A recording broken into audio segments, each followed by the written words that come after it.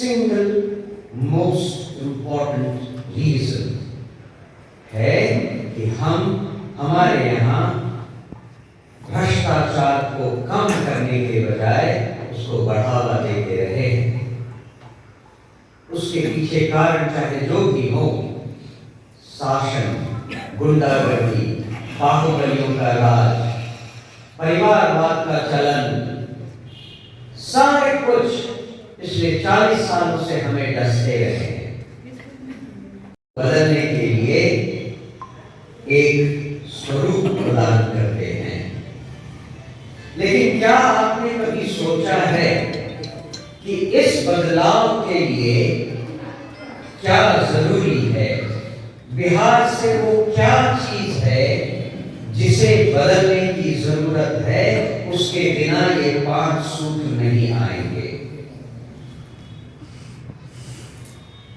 सबसे पहला भ्रष्टाचार और दूसरा कानून व्यवस्था। ये भ्रष्टाचार दुनिया में भी और देश में हर जगह है, लेकिन बिहार की ही ऐसी हालत क्यों है कि 40 साल से हम देश में विकास के नाम पर सबसे निचले पायदान पर ही रहे हैं? क्यों है ऐसा कि जब 40-50 साल पहले बिहार के साथ रहने वाले राज्य आज हमसे 10 गुना आगे चले गए हैं और हम वही के वही हैं? वो सादर प्रणाम करना चाहूंगा और उनका आशीर्वाद लेना चाहूंगा।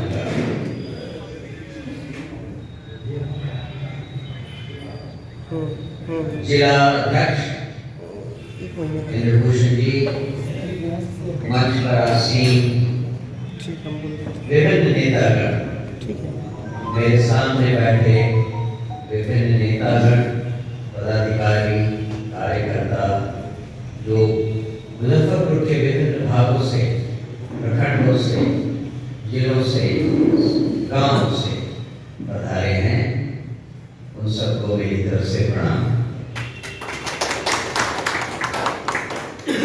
मुझे बहुत खुशी हुई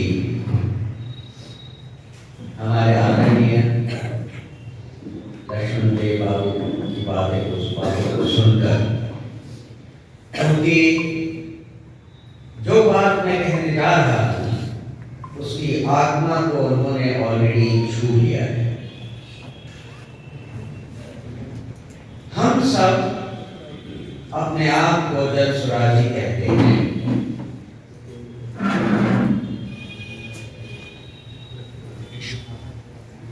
और जन स्वराज बिहार को बदलने के संकल्प से जुड़ा है।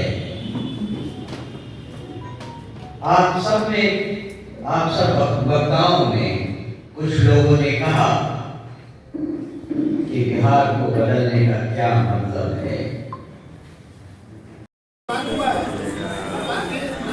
आज की इस बैठक का उद्देश्य क्या है सर? पार्टी बनने के बाद पहली बार प्रदेश अध्यक्ष मुजफ्फरपुर आए हैं अपने कार्यकर्ताओं से और पदाधिकारियों से बातचीत करने, उनसे आगे की रणनीति को निर्धारित करने और उस पर कैसे चला जाए इसके बारे में गुफ्तगू करने के लिए ये यात्रा हुई है।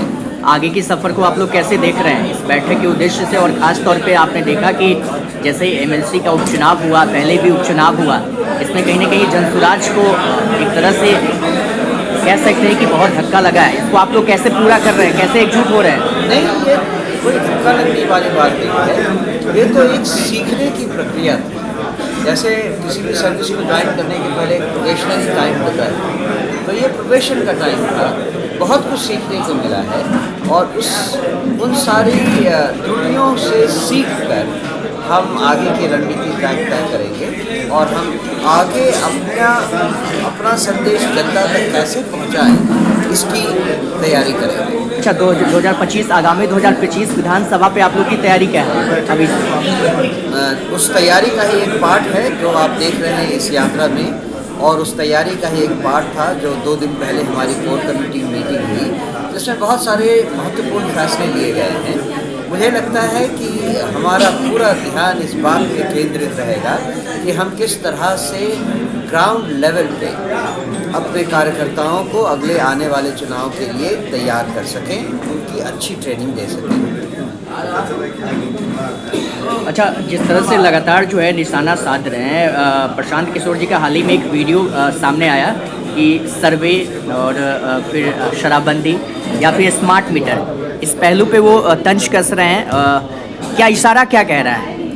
इशारा यही कह रहा है कि इस सरकार की जो नाकामियां हैं वो लोग, हर आदमी समझ रहा है और उसको कैसे जनता की आवाज़ में तब्दील किया जाए, इसके लिए हम जद्दोजहद में लगे हुए हैं, उसके लिए तैयारी कर रहे हैं। ठीक, धन्यवाद।